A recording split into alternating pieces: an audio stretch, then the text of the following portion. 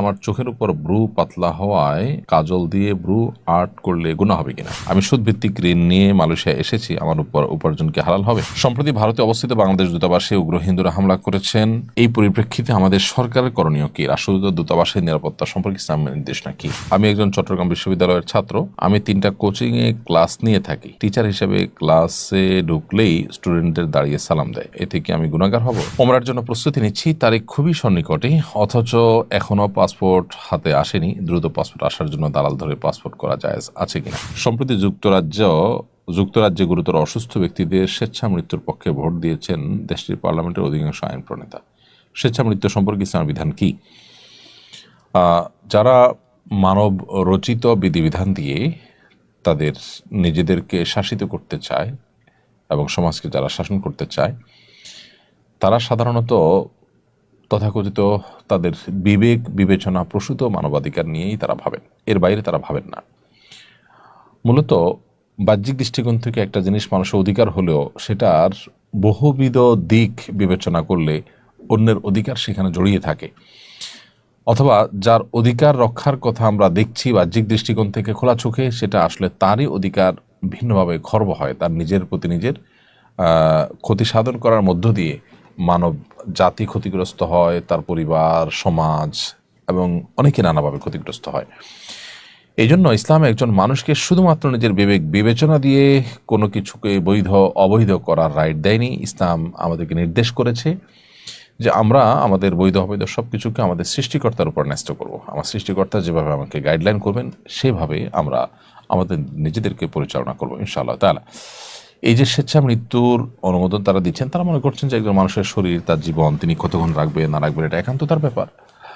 একজন ইমানদার, তার দর্শন হলো, তার ফিলোসফি হলো, তিনি বিশ্বাস করেন যে আমাদের জীবন, আমাদের শরীর, আমাদের সব কিছু আল্লাহ তাআলা দিয়েছেন। এটা আমরা নিজেরা সেভাবে অর্জন করিনি, টাকা দিয়ে কিনে আনিনি বা নিজেরা তৈরি করিনি। সো আল্লাহর দেওয়া এই জিনিসটা আল্লাহ যেভাবে বলেছেন ঠিক সেভাবে ব্যয় করতে হবে। আল্লাহ সুবহানাহু ওয়া তাআলা আমাদেরকে নিজেদেরকে হত্যা করার, আত্মহত্যা করার, নিজেদেরকে শেষ করার অধিকার আল্লাহ সুবহানাহু ওয়া তাআলা দেননি। আল্লাহ সুবহানাহু ওয়া তাআলা আমাদের প্রত্যেককে আমাদের জীবনকে আমাদের শেষ বিন্দু দিয়ে রক্ষা করবার নির্দেশ করেছেন, সেটি আমাদের করতে হবে। এটা আল্লাহর পক্ষ থেকে আমানত, সেটা আমরা রক্ষা করতে হবে। যদি কেউ স্বেচ্ছা মৃত্যুর পথ বেছে নেন ইসলামের শরীয়তের দৃষ্টিকোণ থেকে, তিনি অপরাধী হবেন, গুনাহগার হবেন। নবী করিম সাল্লাল্লাহু আলাইহি ওয়াসাল্লাম এক জিহাদে দেখতে পেয়েছেন যে একজন ব্যক্তি, তিনি যুদ্ধরত, যুদ্ধে তিনি ব্যস্ত থাকতে থাকতে যুদ্ধের মধ্যে থেকে হঠাৎ করে তার হাত কাটা যাওয়ার পর তরবারির আঘাতে হাতটা যখন কেটে ঝুলেছিল তখন প্রচণ্ড ব্যথা হচ্ছিল। তিনি তখন আত্মহত্যা করে মারা যান। জিহাদের ময়দানে এভাবে আত্মহত্যা করে ব্যথায় কাতর এই মানুষটা যন্ত্রণা সহ্য করতে না পেরে আত্মহত্যা করে মারা যাওয়ার পর নবী করিম সাল্লাল্লাহু আলাইহি ওয়াসাল্লাম কিন্তু তার জাহান্নামী হওয়ার কথা বলেছেন। সো একজন মানুষ কোনোভাবেই স্বেচ্ছা মৃত্যু গ্রহণ করতে পারে না ইসলামের শরীয়তের দৃষ্টিকোণ থেকে। একজন মানুষের মৃত্যুর সাথে তার পরিবার, তার পরিজন, সমাজ, অনেক কিছু সম্পর্ক আছে। আপনি বড় হয়েছেন সে পর্যন্ত আসতে আপনার পেছনে আপনার বাবা মার ইনভেস্টমেন্ট আছে, তাদের অনেক পাওনা দেনা আছে আপনার কাছে। সো আপনি নিজের জীবন নিজে শেষ করে ফেললেন, মনে চাইলো আর শেষ করে ফেললেন, ইসলাম সে রায়টা দেয় না।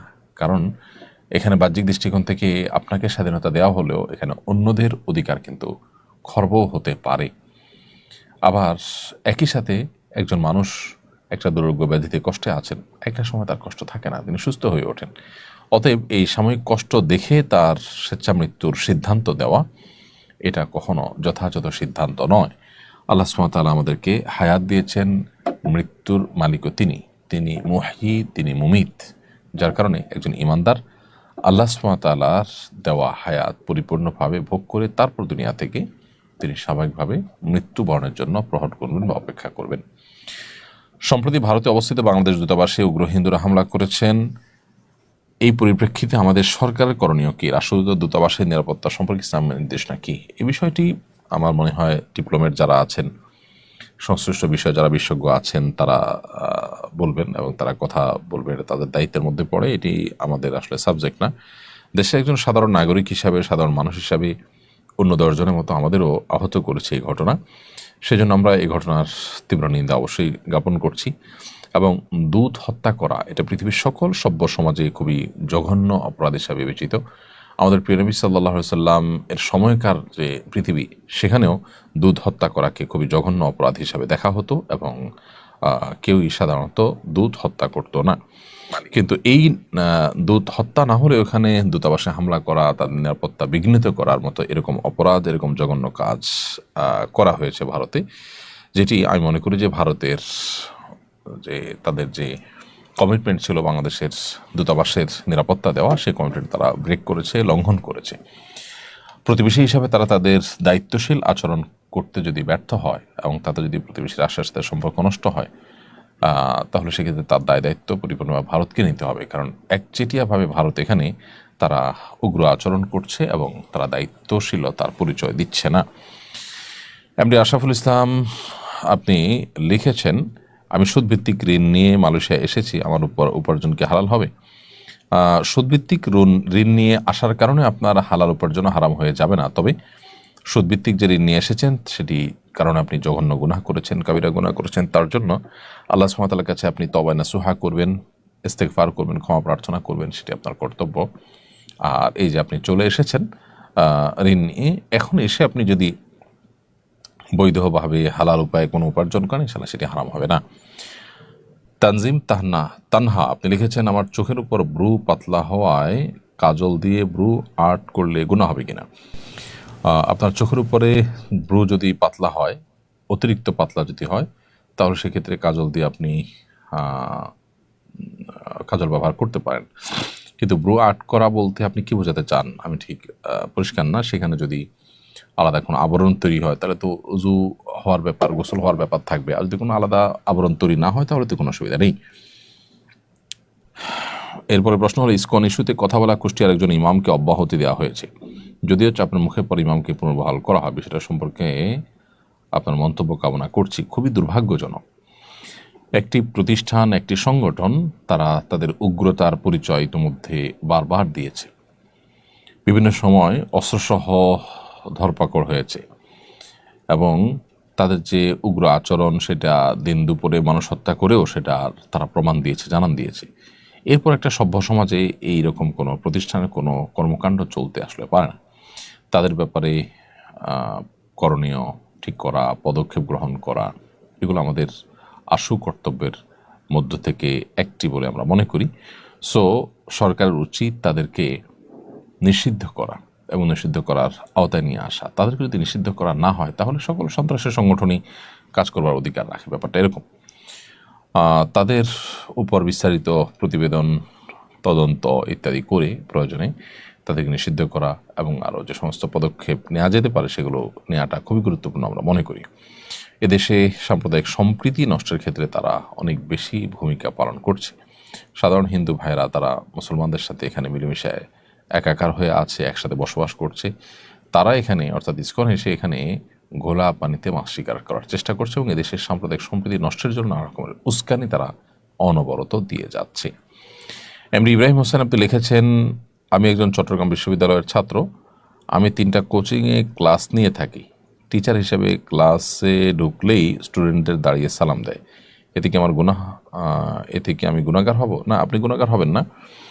দাঁড়িয়ে সম্মান প্রদর্শন করা, এটা নিয়ে ওলামায়ের মধ্যে একাধিক মত আছে। কেউ কেউ এটিকে নিষেধ করেন, আবার অনেকে এটাকে জায়েজ মনে করেন, আবার অনেকে এটাকে বিশেষ পরিস্থিতিতে জায়েজ মনে করেন।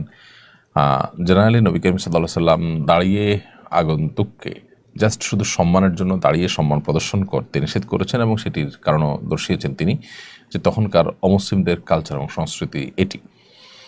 তো নবী করিম সাল্লাল্লাহু আলাইহি ওয়াসাল্লাম নিষেধাজ্ঞার আওতায় এটিকে তার আলোকে অনেকে এটাকে জেনারেলি নিষেধ করেন, যদিও এটা নিয়ে অনেকের ভিন্ন মত আছে। ওমরার জন্য প্রস্তুতি নিচ্ছি, তারিখ খুবই সন্নিকটে, অথচ এখনও পাসপোর্ট হাতে আসেনি। দ্রুত পাসপোর্ট আসার জন্য দালাল ধরে পাসপোর্ট করা জায়েজ আছে কিনা? যদি ব্যাপারটা এরকম হয় যে দালাল ধরা ছাড়া বা তাকে টাকা দিয়ে আসলে আপনার ন্যায্য অধিকারটা আপনি পাবেন না, যদি এরকম লেভেলের সমস্যা হয় তাহলে সেক্ষেত্রে সেটি জায়েজ হতে পারে। কিন্তু এটা নির্ভর করবে যে আসলে আপনার সমস্যাটা কতটা প্রকট, এটা ছাড়া আপনি চলতে পারেন কিনা, এটার জন্য আপনি অনন্য উপায় কিনা।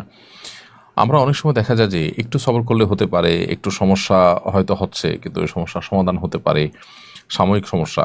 আমরা সেই বিষয়গুলোকেও দেখা যায় যে খুব তাড়াতাড়ি করার জন্য অহেতুক নিজেরা অস্থির হয়ে সেখানে ঘুষ দিয়ে অবৈধ উপায়ে নানাভাবে সেটা আমরা আদায় করার চেষ্টা করি। তো এটা কোনো ভালো জিনিস না। একজন মুসলমান তিনি দায়িত্বশীল আচরণ করবেন সব ক্ষেত্রে, এবং অবৈধ সুবিধা আদায় করার জন্য বা যে জিনিসটা আমার লিগালি পেতে একটু সময় লাগবে বা সাধারণত একটু সময় লাগে, সেই জিনিসটাকে একটু তাড়াহুড়া করে যদি আপনি পেতে চান এবং পেতে গিয়ে যদি কোনো গুনাহের শিকার হন, কোনো গুনাহের আপনার লিপ্ত হন, তাহলে সেক্ষেত্রে আপনি গুনাহগার হবেন, তার জন্য দায়ী হতে হবে আপনাকে। আল্লাহ সুবহানাহু ওয়া তাআলার কাছে আপনার জবাবদিহি করতে হবে। তো সেজন্য আমাদের চেষ্টা করতে হবে যে সর্বোচ্চ আমরা যেন এ জাতীয় পরিস্থিতিতে আপনার মনে চাইলো আর আমরা ঘুষ দিয়ে সেটা একটু তাড়াহুড়ো করে নিলাম, এটা করা উচিত হবে না, তাহলে গুনাহগার হবেন। হ্যাঁ, নিরুপায় হয়ে গেছেন, টাকা ছাড়া হচ্ছে না, টাকার জন্যই হচ্ছে না, এরকম যদি হয় তাহলে নিতে পারবেন টাকা দিয়ে।